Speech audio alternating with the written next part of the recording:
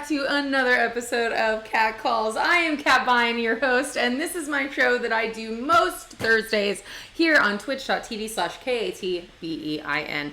Remember, it's fine. Rhymes with fine wine. Fine wine, fine wine. What? Anyway, I post all of my episodes to YouTube after the fact. That's why I spell my name and I clear it out for everybody. There's no confusion. But we are not here to talk about the future. We're not here to talk about the past. We are here to be in the moment. And right now, at this very moment, I need everybody to give a big round of applause to my guest. Let's hear it for Hermixalot. Woo, woo, woo, woo, woo.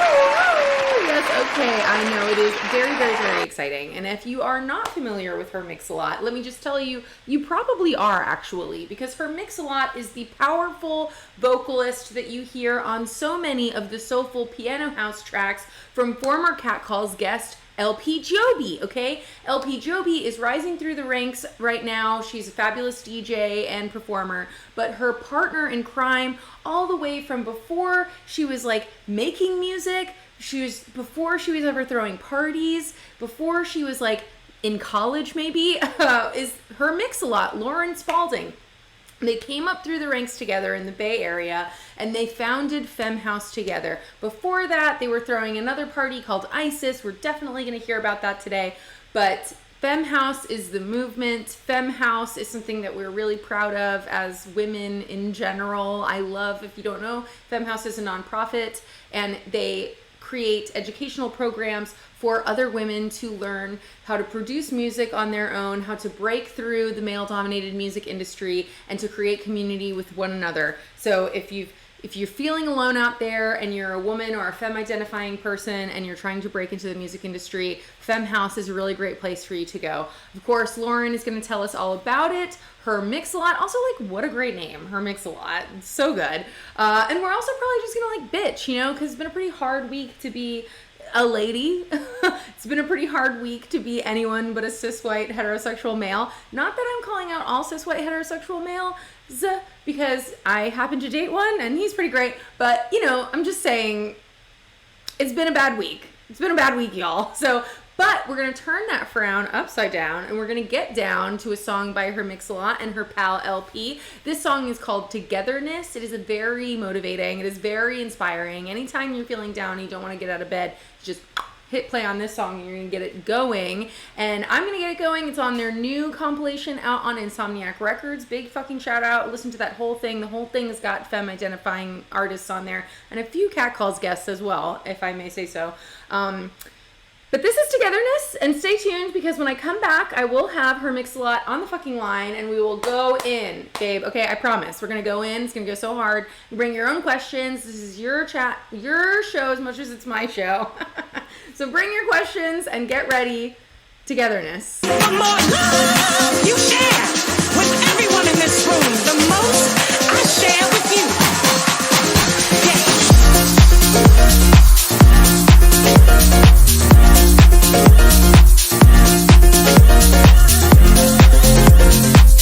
We're back. You guys, it already got so weird, like, before it, like, the camera even went on, like, it's gonna be fun. It is gonna be fun. I know, we were both just dancing without knowing that the other one was dancing, but that's the power of your music. I mean, it's just this sort of jam you have to dance to, and I was just telling you about how I set it to footage of Studio 54 back in the day, and how fucking weird and queer and wonderful the video is, and I want to send it to you, the original video. But you said that was the original concept behind the song.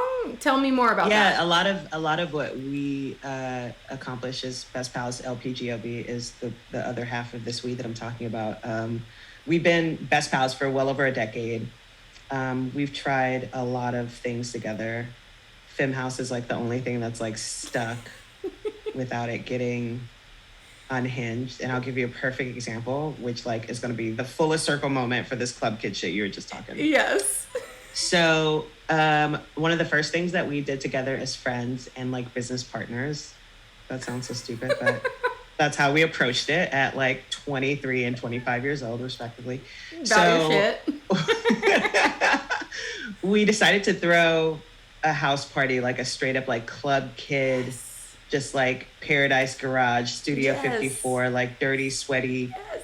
stinky, queer, weird ass party. The only kind of parties I want to go to, by the way. Like, If you ask me, period. the only kind of parties that exist, right? So we came up with this concept. We called it ISIS. We were heavily influenced by Rhonda at the time. So our logo. Love Rhonda too. Shout out the friends over Shout out at to Rhonda. Yeah. Shout out to Rhonda. I'll send you a picture of like the logo. We got like press on tattoos made. That's what I was looking for at my office here. Oh. And it was just like the eye, and it was just like, it was 100% like a direct rip of like the Rhonda logo, which is just like that leg. The It's leg, just like, yeah. we have an eye, so it's not the same. Yeah. You're just sampling. It's part of the culture. It's roots tradition. Right. You're ever just repurposing, guys? So it was called Isis after the Egyptian goddess, right? And unfortunately, we got like a year into it, and then actual ISIS. Yeah. Well, not actual ISIS, if you ask me. Like, yes. that's an important distinction. Reframe. The unfortunately most news presence. I don't. They get you. They get you. The I get top you. at the Everybody gets you. SEO. Yeah, the top search at Google was not giving Egyptian goddess; it was giving jihadi. Which is honestly way to just all of, again, the patriarchy, just like shitting all over this like beautiful goddess energy. just like everything. Am I right? So we got like a year into it, and everything was really fun, and it was going off really well. And then there was like a brief period where like, is it going to be ISIL or is it going to be ISIS? And we were just like, turned out to be ISIS. Bummer.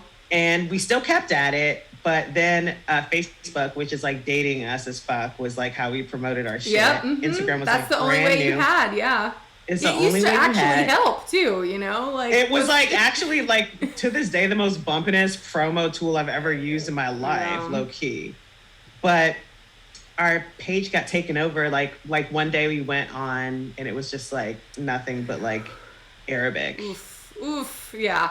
And I like, our personally don't speak tagline- Arabic, so I would be like, I'm not quite sure what this says. I think we have to just for I was just safety like, this is reasons. I mean, like this is a bad sign, right? Yeah. You know, like Unless they're all saying I'm like, no yes, linguist, bitch, we but- came to play. Like, I don't know.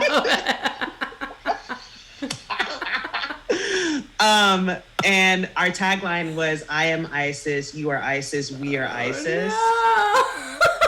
And like, so we would like, if somebody was like slaying really hard and we saw them like on the internet, we would like leave that as a comment under their shit. And motherfuckers were like, I am not ISIS. Oh, And it's just like, this no! is over. We gotta shut this down, bro. Like, it was a fun year and a half. Yeah. Wait. So anyway, I want to Club hear. Kid culture is the hotbed of what we do. Absolutely. Yeah, no, I mean, I completely agree. Like, you know, when I trace my musical party kid roots, like, it definitely is more influenced by that era of things. Like, when people were not afraid to get really big and loud and expressive with their outfits and their makeup, and it was like, you know, yeah, on your way to the club, everyone might like, you know, hold their children a little tighter to themselves because you're also on the train or whatever, but like then you reach the Mecca, the temple, and it's just like anything goes. The and temple, straight up. Yeah. and I think that, like, you know, a lot of those things do still exist out here in the dance music space, but things have totally changed with the commodification of the genre and cell phone pictures and social media.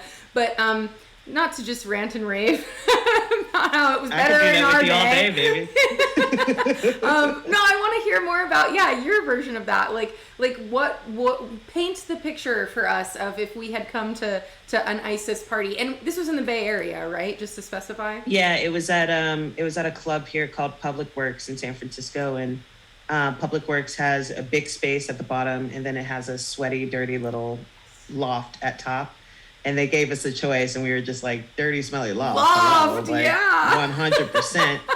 And it was just like, we went around to all the coolest queers that we knew, all the coolest, like, you know, there's something like that you hit on and about like dance music culture now versus dance music culture back in like the club kid days, and it's just like so much of dance culture now I think is about being cool and being perceived as cool. Yeah. Back in the day it was about being you, right? And like being the most expressive, outrageous version of you. Yeah. That you don't get to be every other moment of the day. That you can't be down to the bank where you work on Tuesday afternoons, right? And that's really what we were trying to tap into. And so like all of our friends, I'll give you a really great example. We have this friend named Savantha Buns. And I don't even know Buns' real name, but Buns is the most gorgeous drag queen I've ever seen in my life. And like dresses up like quite literally like a queen, and like would come. We had like a throne that we got for Isis, and like would come and just like sit on the throne all night. Oh, I love that. Gorgeous, and letting people take pictures with them, right? And like one day in San Francisco, I saw Buns out in the wild. It was like a Wednesday morning, and like they were like grabbing a coffee, and I was like, "What's going on here?" That's so funny. I was like, unsee. This feels very intimate in a way that I wasn't prepared yes, for. That's probably true, right? That's 100%. The real drag right there. That's the like straight up. That's I'm the wearing real my drag. normal person costume. You today. know what I mean? I'm serving taxpayer. I'm serving well-adjusted American citizen. Yeah, exactly. How am I doing? Am I passing? I'm serving responsible adult. Like. Incredible. But yeah, that was the bedrock of just like getting weird and being you, and like letting the cool kids do whatever they are doing in the main room, and just getting fucking unhinged up here alone. I love it. Are you from the Bay Area originally? No, I'm from LA, but I've lived here 12 years, almost 13 years. Nice. So you've earned some local status at that point, like. I think I would safely call myself a long-term resident. Yeah, that's a very fair way to put it. That's the politically correct way to say it. I mean, once you give back to the community in some way, you create an event. 100%. You're really planting 100%. your flag in a space. Yeah. But when did you find your most true and unadulterated version of you? Or were you someone who was always very comfortable being yourself as a kid, or is that a journey you took? Yeah, I mean, I think it's all a journey, right? I think that there are certain aspects of myself that have always been present, that I've leaned into. But I think that also society forces us to shrink ourselves in ways that we might not even be conscious of, right? Yeah. In the moment. I had what I call my fairy godmother. He was a 6'6" gay man with platinum blonde hair. He was a makeup artist and hairstylist to the stars, and he was my mom's oldest friends. They had been friends since they were babies. That's so lovely. Yeah, so he was kind of like my co-parent in a lot of ways. And so he was my first example of just being whatever the fuck it is that you are. So that's always like, it's, yes, it's been a journey, but like that's always been in there. Mm-hmm. I think moving to the Bay Area, where a lot of the artistic culture isn't about being like first or like best, but just like unique and like doing the thing that you love, especially in the music business, which is why I live here and not in LA. Yeah, I know. Interesting to like decide to make that shift, right? Yeah, it's much more of a focus on like creativity. And I think that sort of like spread my wings in a way that otherwise wouldn't have happened. I mean, I think that, in LA, like everybody ends up on like pretty specific tracks. And it wasn't one that I was interested in. Yeah. When did you realize that you had this sort of voice and presence that could like shake the earth when you got on the mic? Damn, that's definitely the nicest thing anyone has said to me, if not this week, definitely today. Well, I mean it. Shit, I know you do. You're like, yes, I know you do. Thank you. I don't know. I've always felt people reacting to what it is that I have to say and how I say it, I think a lot of times, whether it be by writing or singing or whatever, people respond very, I always say that my superpower is that like people don't necessarily like me all the time, but they really want me to like them. Ooh, that is a superpower. I love it. Ooh, I exploit the fuck out of it too. My God, do you know? Oh my God. Oh my God. But like I've always been sort of, you know, if I don't sort of think of it as like power, but like I've always been very aware of that about myself. It's like opportunity, and I'm also, you know. It can yeah, be. it is. It's an opportunity, and also like I exist in a lot of spaces where people don't look like me, which I think actually is sort of like a privilege in and of itself, and like people like place a premium on who they. It's a gift and a curse for sure. Because people place a premium on what they think I should be. Yeah.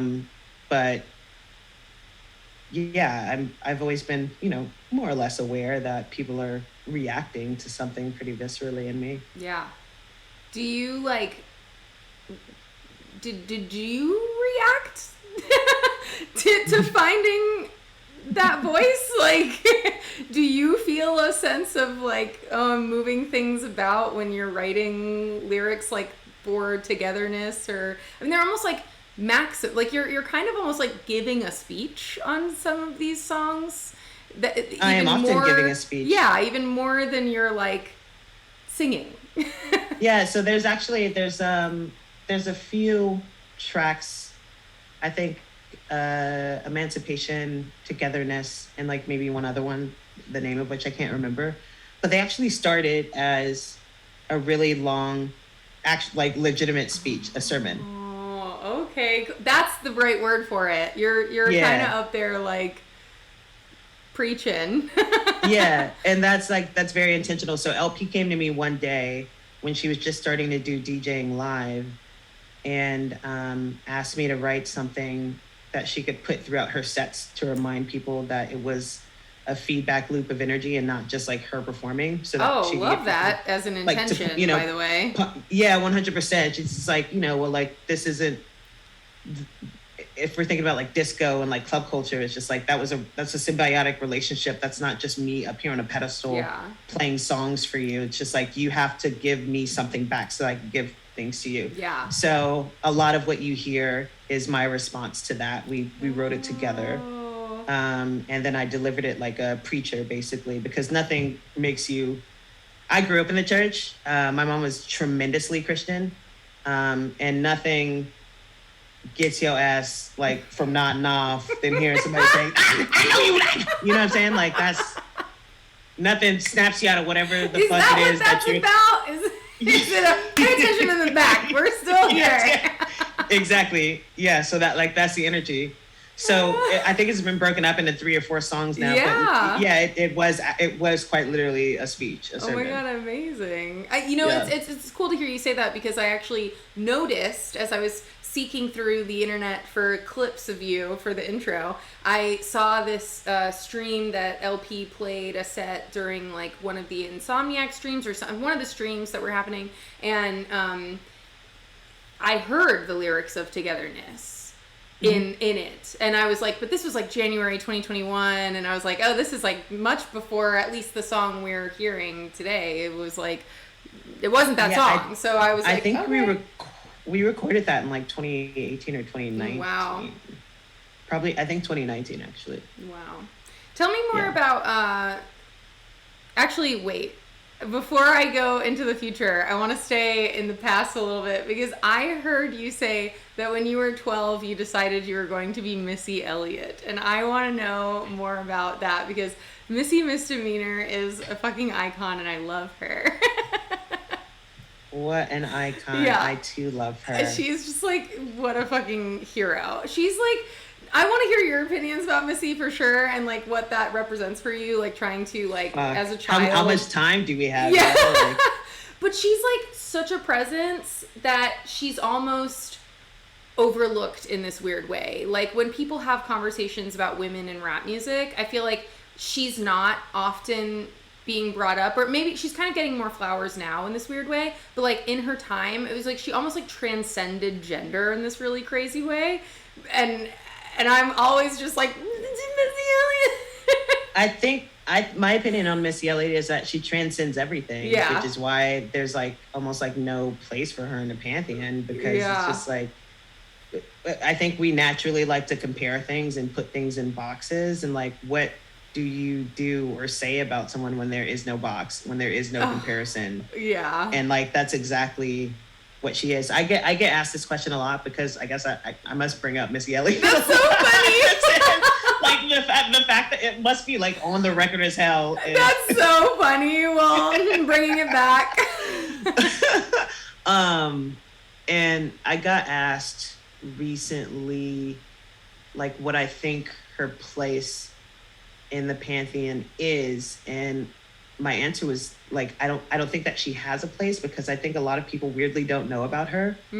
But to me, what her place is, you can play any song from Missy Elliott. You could play The Rain, which I think came out in 1996. Yeah, so good. And whoever you play that for, if they're hearing it for the first time, is going to go, yeah, and like, true. That to me is like timeless funk, like everything that she is. Totally. And even just like talk about a fully formed conceptual artist, like from the audio perspective to the visual perspective, like nothing was left and being totally yourself. Like she didn't look like anything else, she didn't sound like anything else, even though she was like working with Timbaland, who's making beats for fucking everybody. Like, yo, he saved all the sauciest shit for Missy. They were together making that shit, you know? It's crazy, like, because like they were like best pals, you know? Like they grew up together in Virginia, and like nobody knows this about Missy, but like she's a prolific songwriter and producer in her own right. Like all that shit, like that he was producing for her, like they were producing together. And there are a number of number one hits for other pop artists that she has produced and written in whole. And like, you know, she is the producer. She is. There's a central theme that emerges when you look at your life from a full timeline. Not full circle. My Eddie just hit for that one. Oh no. Oh no. No, that's so good. But was your like absorption of Missy Elliott a big part of you finding your voice as your own musical and just artist all around? I think that a lot of what Missy is to me is proof that you can look like anything, sound like anything, and do anything if it's good and people will pay attention. If it's good enough, people will pay attention, and there's always a space for everyone. Yeah.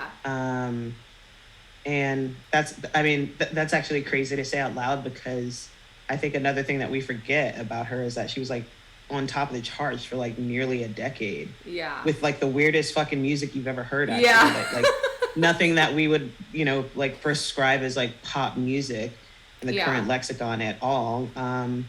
And I just think that like seeing her be Black and seeing her be herself and be masculine presenting, and be like fat and like have, you know, just like and sexy at the same time, sexy, you know, like, and like it's actually funny. There's like a lot of discourse, like current discourse around female rappers. The two over my left shoulder here. Yeah, people can't see that, by the way, because it's a square, and so you should show everyone what that is real quick, because it is dope. This is my prized possession. Oh my god, I cannot believe you have this. That is signed. I will Miss never, Cardi. ever open this. Oh my god, that is like, that's like for the children's like retirement one day. It literally, like, I'm just like, that is actually how I justified purchasing it, because it was way too expensive, and I was like, I'm buying this for my daughter. Yeah. This is the nest egg. This is history. Yeah, it is though. That was like the song that got everyone through COVID as well, I think. That was what an unhinged time. But it feels like we're going off on a tangent, but this is actually remarkably on brand with what I'm about to say. So like there's a lot of discourse right now around female rap. Mm-hmm. And like the Cardis and the Megans and the Lottos, it's like all they do is talk about pussy and like scamming niggas and like, oh, it's just like, and you know, like Missy Elliott was a lady, and I'm like, no, she wasn't actually. Missy Elliott has some of the nastiest fucking lyrics I've ever heard in my life. She was gonna shave her chocha. Like, okay, so you can go downtown and eat like a vulture. Like, hello. That was on the radio, bro. Yeah, like, she didn't want no 1 Minute Man. Come on, if you were listening to the song. Real sick shit. Like, and it's just like, why do we desexualize her in that way? Yeah. And that's, you know, there's a very specific answer for that. I don't think that we have time to get into it right now. But, you know. I do. The subtext is there. You can read between the lines. No, but it's. Yeah, I don't know. I do feel like I've always felt, and you know, we don't have to just talk about like women in rap music forever. We'll talk about women in all sorts of spaces today. It's so fun to do that, though. Yeah, but like I always like, listen, I love pretty much all female rappers. Also, when WAP came out, I wrote this essay about like how completely ridiculous it was that, welcome back, Torden Strike, just in time. But I wrote this essay about how ridiculous it was. Everyone was like pearl clutching around this song. Like it was like the nastiest song they ever heard. And it was like, may I please present to the court, like, Nan by Trick Daddy and Trina. Like, oh my God. Back. My neck, my yes, back. Exactly. Like all of these fucking songs that have existed. Even like, and it's just very interesting how people will continually act like this very natural thing that brought all of us into the world is like somehow so crazy to talk about. Like, how dare you enjoy doing that? How dare you as a woman specifically enjoy the fact that you have a vagina and a clitoris? I know. But my favorite thing about all the WAP discourse was just like within like 2 hours of the video dropping, like every fucking conservative was like, and I was just like, that just means you was on the premiere refreshing YouTube like I was at 8:57 p.m. Pacific time. Like, so that is where do we go from here? Yeah, like you actually are the biggest fan. Like you've actually written more Cardi B, Megan Thee Stallion fan fiction than anybody else on the internet, and we know that, and it's okay. Like, just come to terms. Like, just take your shirt off and dance around a little bit or something. I don't know. Go to a fucking party. Go to a party. Go to a party.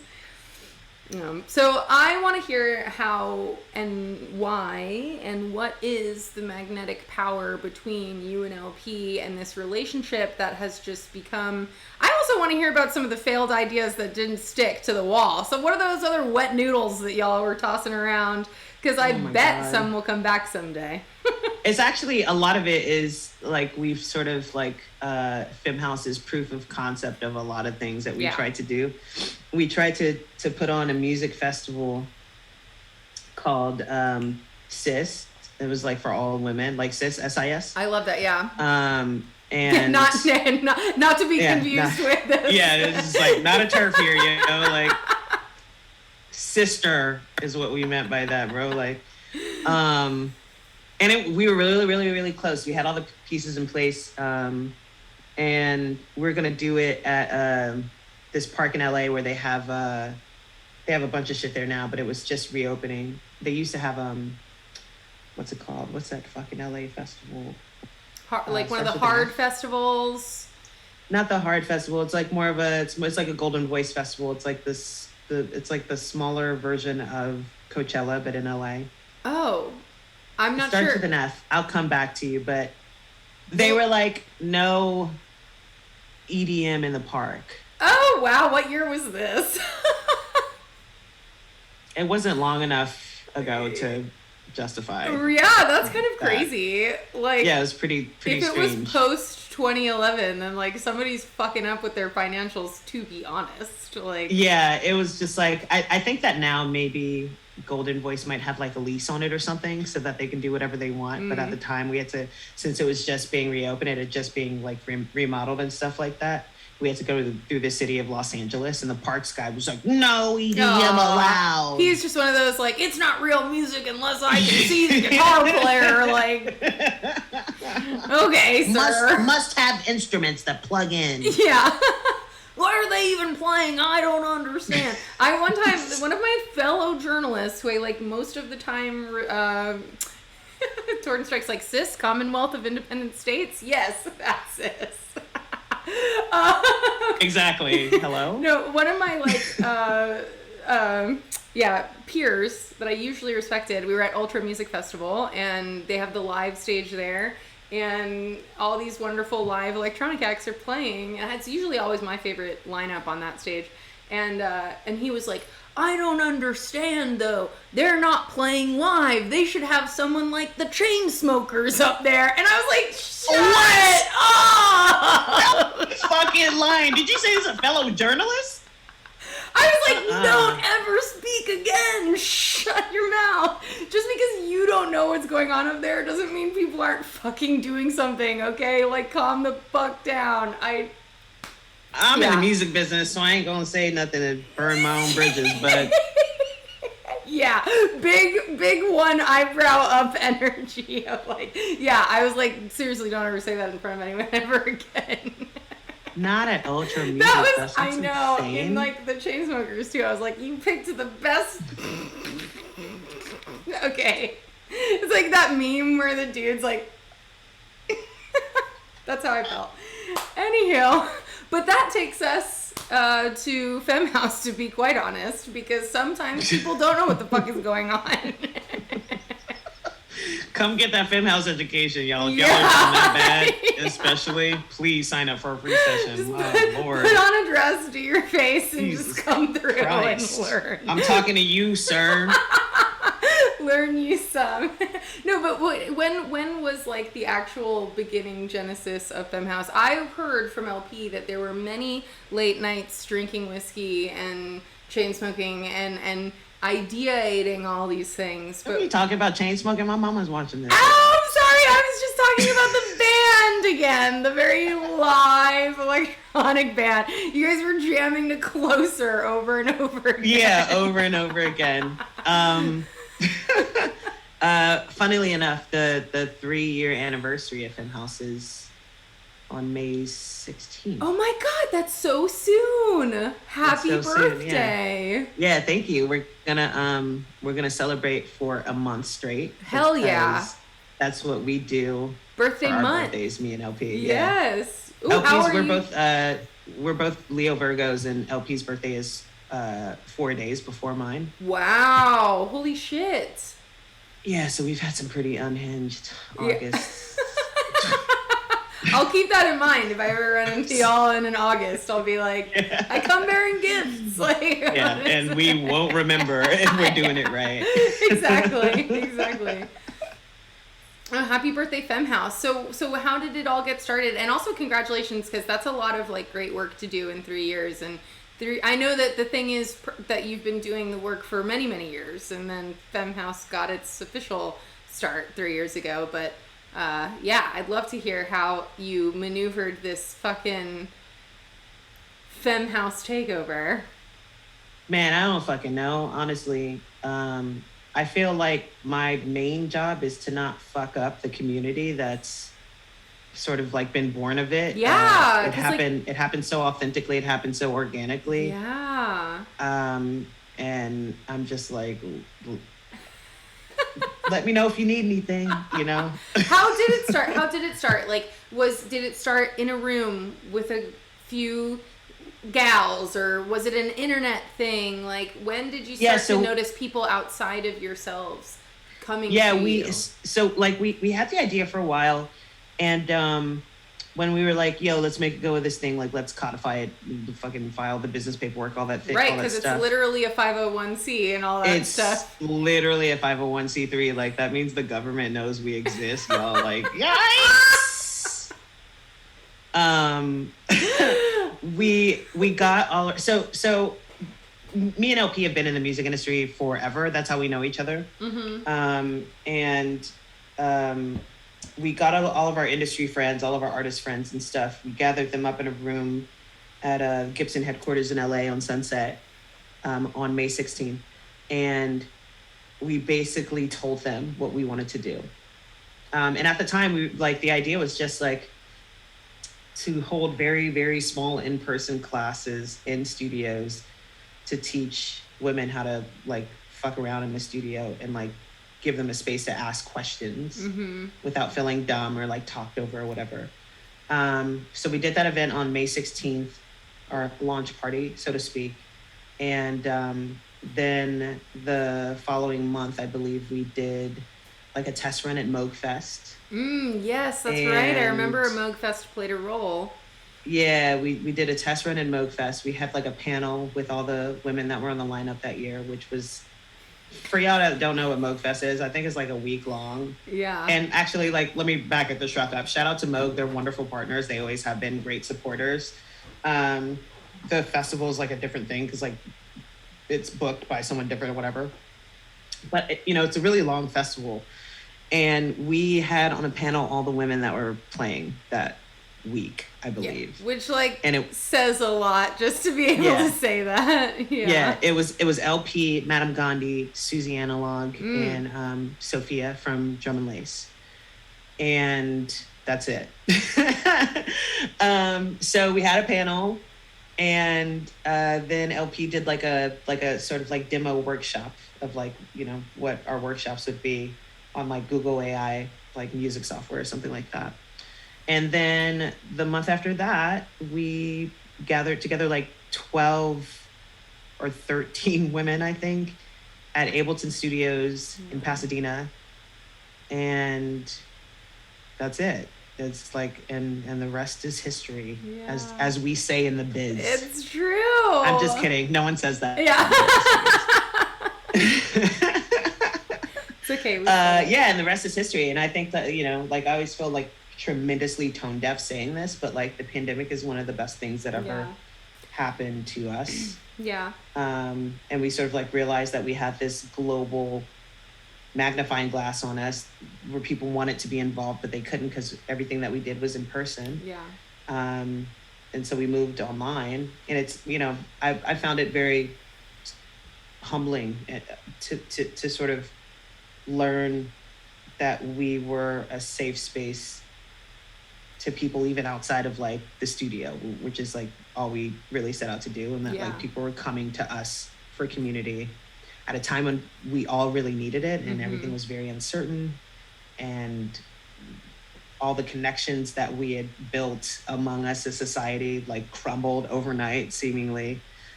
People came to Femme House and found each other on Femme House. And I think that's really special. I think that's extremely special. When I think of Femme House, as I've come to understand it as well, like, yes, it is this place where it is an opportunity to learn, but it's also a place, like you said, to connect, and a safe space for women or femme identifying persons who are trying to break into this male dominated industry. And there are so many setbacks that you can meet with that aren't even like intentionally malicious. Like, I was talking to a friend of mine the other day who's a very talented singer who's trying to learn, these things, and I've told her to check out Femme House, and I think y'all have like an active Discord, right? Is that like a space where really people... active Discord? Yeah. And I think that like she's had a lot of instances that she'll work with people, other producers, and oftentimes they're male, and then she kind of like has to wait around for them to like do something with the song or like whatever, and it just becomes this weird situation where it's like you're just tired of like it being in some dude's hands, like what happens to you and the things that you make, and I get the sense that with Femme House that's trying to just move that part of it aside, and like here are a bunch of like really motivated and inspired individuals who is this that's correct? You're shaking your head. I'm like, is that okay? Yeah, I mean, it like you actually hit the nail exactly on the head, because what made us like actually like do this thing is LP had just quit her marketing job at a concert promoter here to move to LA to be in an all-female electronic pop band. That's right. I do remember hearing that. Yeah, and she had never lived in LA before, And the music industry, as I think we touched on, I don't know if we were on camera or not, but like it's so different here in the Bay Area than it is in LA. Yeah. And she was having culture shock. And the thing that really like sort of like lit a fire in her ass is she's like, I'm meeting the most talented women I've ever met in my life, and they're all just waiting for some dude to either get something done for them or like find them. And like what could change about their journeys if they knew just enough to say record their own vocals or like mix down their own vocals, or you know, like make a serviceable demo to get it to the next level instead of just like being dependent on the patriarchy. Yeah.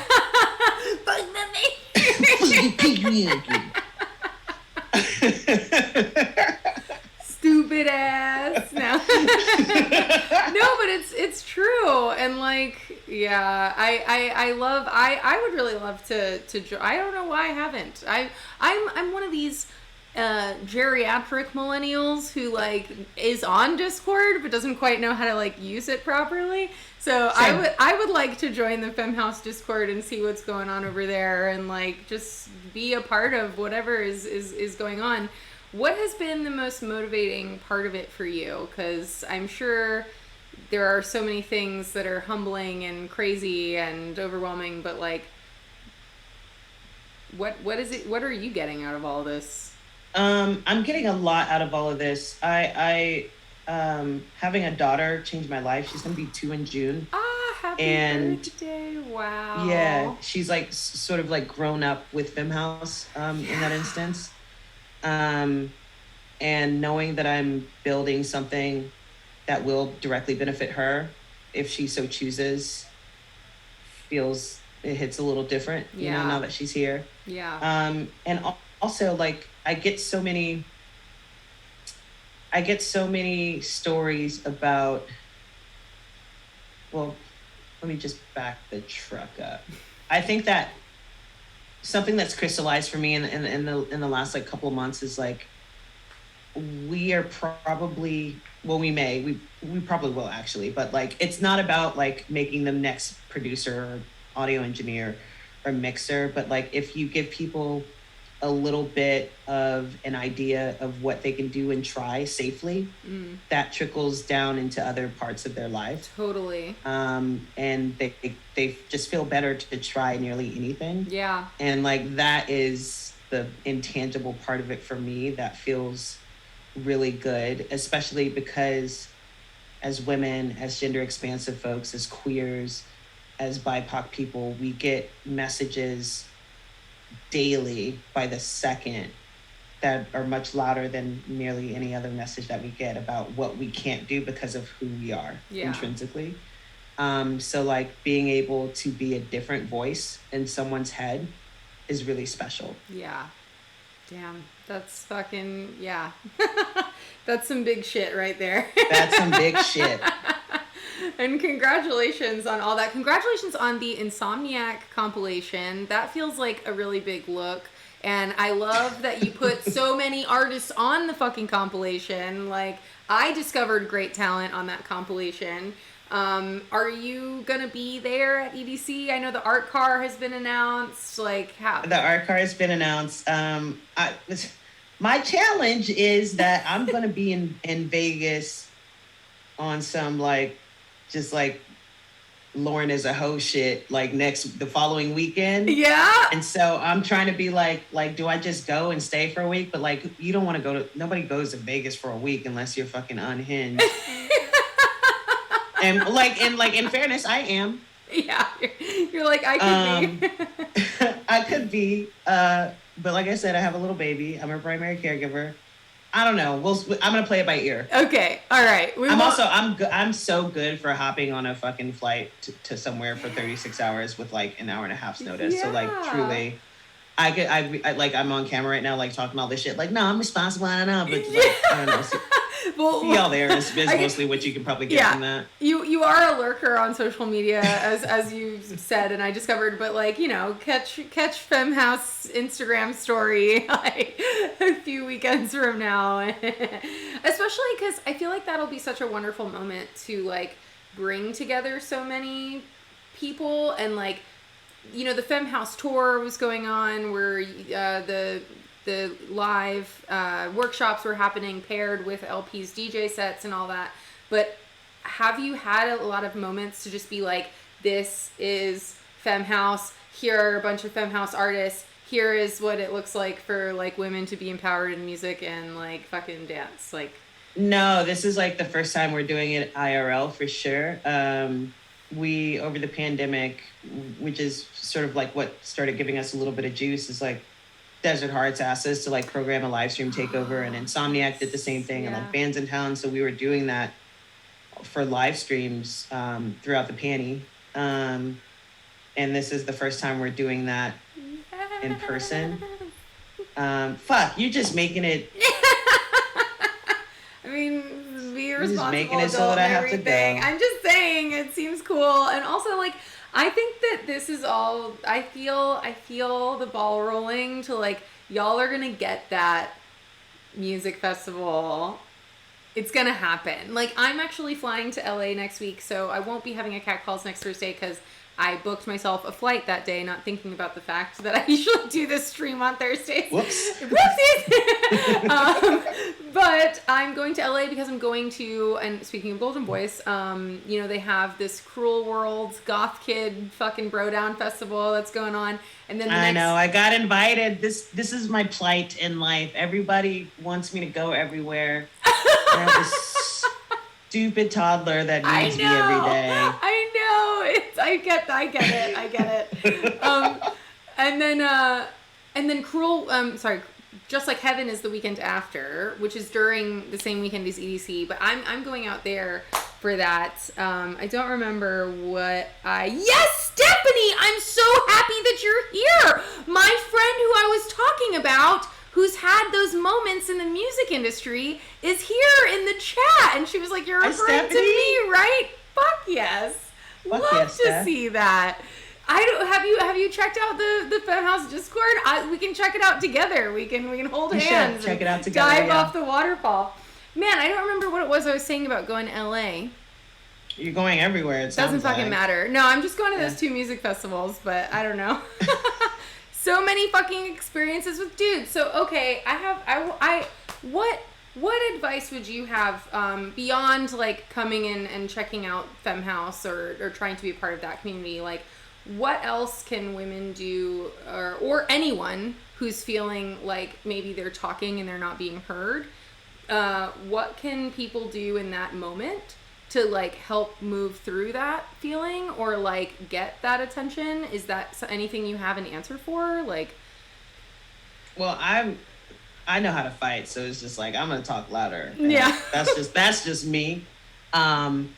The front-facing co-founder and executive director of Femme House would say that was low, y'all. That was not. You know, that was.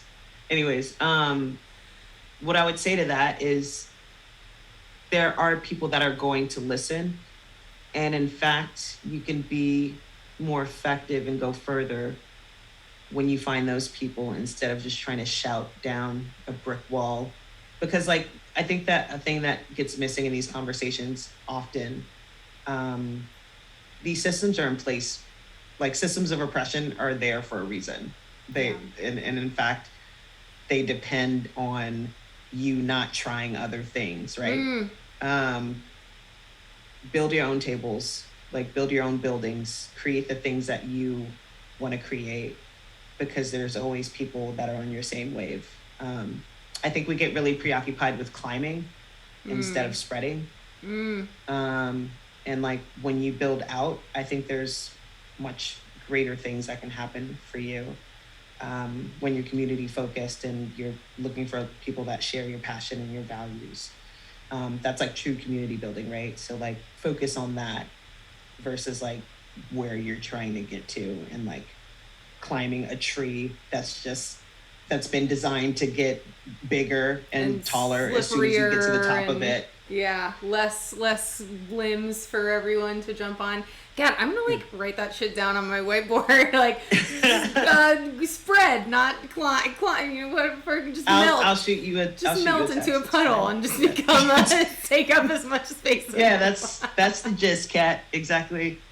Good work. Oh my goodness, exactly I'm a what writer. I said. Yeah, no. No, that's wonderful advice, and I fuck with all of that advice as well. Like, I am a big build it yourself. I mean, that's what this stream is. That's what any of the shit that I just do is, you know. And like, I also fully believe in like, when you've got a community of people that are interested in what you're doing just because they are, like, that's what matters. It doesn't matter what, like, I mean, those people matter. You know what I mean? Like, it's not about like fucking this dude over here or whatever. What are you working on now? What's going on when you're not hoarding signed Cardi B, Megan Thee Stallion vinyls and teaching your toddler how to walk? Femme House is going crazy. Like, by the end of the year, y'all are gonna be like, what the fuck are y'all on? I remember why I brought up those festivals now. It's because they're one-day festivals and they're highly curated. And I think Golden Voice is starting to invest more in those sorts of highly curated one-day festival events. And so I feel like the energy is there. I'm sorry to interrupt you. I just was like, that's what it was. I like it. Yes. Light bulb. You're a writer after all. We're gonna manifest the Femme House, the Sis Festival. Y'all manifest sis. S-I-S. If you're just tuning in. Short for sister. Sis. I have got to find you that press-on tattoo so you can see it. I love that. You need more press-on tattoos. Yeah, Femme House is going dummy. And I am personally working on a secret solo project. And that's all I'll say about that. Well, I'm fucking happy to hear that because we need a lot more Hermixalot in our lives. Like, you know, a lot of the music that I hear from you is coming with LP Giobbi as a team, but like, I'm looking for more Hermixalot in my life. I hope y'all fuck with it because it's like I'm a sad boy in my heart. Yes. So like it's giving Solange. It's not giving Robin. That is just fine. I mean, I told you I'm going to Cruel World. That's not Solange, but it is sad boy energy. So. Yeah, for sure. You're gonna be out there crying, crying and moshing. That's all at I the want. same I want time. people to come. Like, honestly, like the music that I relate to the most. Yeah. It's like, you're either making me dance or you're making me cry. There's truly no gray area. Yeah, there's no in between. No in between. I'm bored otherwise. So I'm manic trying to make y'all. episode. I've made y'all dance. I'm gonna make you cry next. Yes, that's good. We're ready for it. It's time. It's after a week like this. It's not gonna take too much pushing and shoving to get a tear out, girl. We all need a cathartic cry right now, so I hope that you're gonna give that to us. The last time I was in Mexico City, I went during a time, I can't remember what the event is called, but once a year in Mexico City, in the center of town, everybody just gathers around this statue. There's some historical, like probably like war significance to it, but they just gather around this statue and they just literally scream at the top of their lungs for like an hour and a half. I know. It was the most cathartic thing I've ever been a part of. I was stoned off my tits. I had no idea it was happening. I like stumbled upon it. And like I'm wearing like my AirPods and shit, just like bopping around fucking high as shit. And I was just like, what's that noise? Stop it. And then I was like, why is that man screaming? And then I was like, everybody's screaming. You did too, I hope. Yes? You screamed as well? Yeah. Thank you. Just get a little baby scream out and then just go crazy. I know. Did you ever see that movie Midsummer? No. Okay, well. White people nonsense, baby. Not me, baby. Not me. There is this one scene. Caucasian carrying on. Not me, girl. Caucasity. Yeah. No, there's this one scene though. You made me think of it where like the girl who's like the main character is like having a fucking total normal response, which is like she's losing her shit.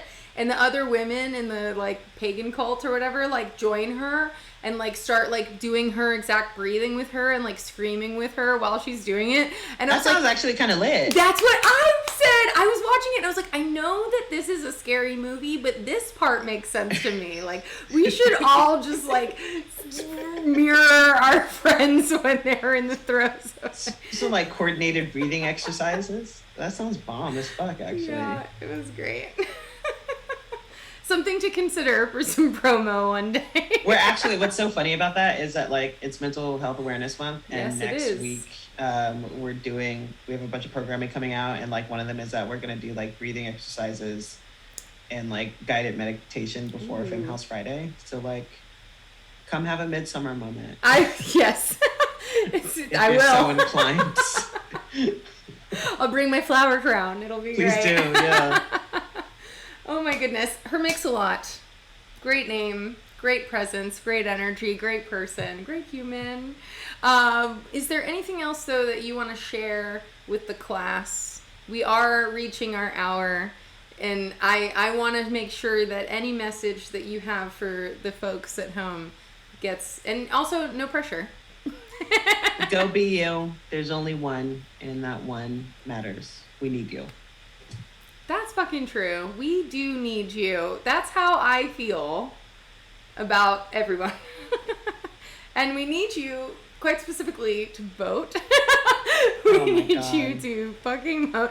Torden Strike says, I make every month Mental Health Awareness Month. On accident. Yay! It's a happy accident. Sometimes it's So sad. a funny thing about that, I don't know, like I recorded this like talk on mental health with some folks like a week ago or so, and it's gonna, I think next week it airs. Oh, great. Where does it air? And on our Twitch channel. Okay, great. It's Everyone on go May 13th, I think. But I was like, not me hosting a talk on mental health when mine isn't shit. Oh my god. But whose Ambles. isn't? Like, yeah. Right. We were Right. saying it's a hard time, like right now, like whatever eclipse fucking shit energy is happening, it's like really terrible, and like obviously even on a macro scale and on the micro, I've been having a time. It's giving astrological event. Yes, Sure. it is. of mass distinction. Just like- I like it. God willing, at this point, it's getting weird out here, bro. I know. If the asteroids come in, just say that. I know. But right here. No, just kidding. I do hope and leave space for things to get better. I personally am leaving space for things to get better. Come fill the void. No. Just right here. Yeah. That's all, Sorry, please. all the space we've got left. Just keep it safe. No, thank you so very much for coming on the Thanks for program. having me. It's been I appreciate it. such a blast. Oh, I know what I'll ask you. One last final question. On the way out, we are going to play your body positive, body control anthem, Amber Rose, a LP Hermixalot classic. Why did you choose this song, and what does this song represent for you? I wrote a poem about Amber Rose in like 2009, 2010, when she was first starting to date Kanye West. And it was like at the same time that like blog culture was sort of taking hold.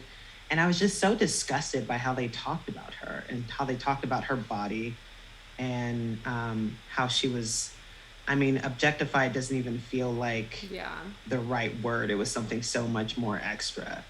And I really love that she didn't give a fuck. Yeah, yes, She was that's like, true. Girl, I came from Pittsburgh. Like, baby, I'm didn't wearing even this realize that. Versace body sleeve. Talk all the shit you want. Get your blog hits. And I was just like a queen. Yes. So I wrote this poem about her, and years and years later, it became me and LP's first track together. And it just feels really salient to the moment. It feels really important to remember that we are all Amber Rose in our hearts. That's fucking true. If we so choose. And everybody needs to stay out of our pussies. I'm sorry. That's right. Unless we explicitly invite you. Unless we invite you in. Vampire rules. You have to be invited in. Otherwise, you have to stand outside. Looking Anyway, all pale always and Amber sad. Rose on these hoes. Always Amber Rose on these Absolutely, hoes. absolutely. Thank you so much, Hermixalot. Thanks for having me, Kat. Next time I'm in the Bay Area, I'm gonna hit you up. Please do. Yes. Show me Ooh, around. I feel like, it's giving dead in each other's arms, but we'll cover that when we get to it. It's getting bad. What? It's giving dead in each other's arms, but we'll Oh no. cross that bridge when we get to it. Sounds good. Can't wait. All right, take it easy. Have a great rest of your day. You too. Bye. Bye.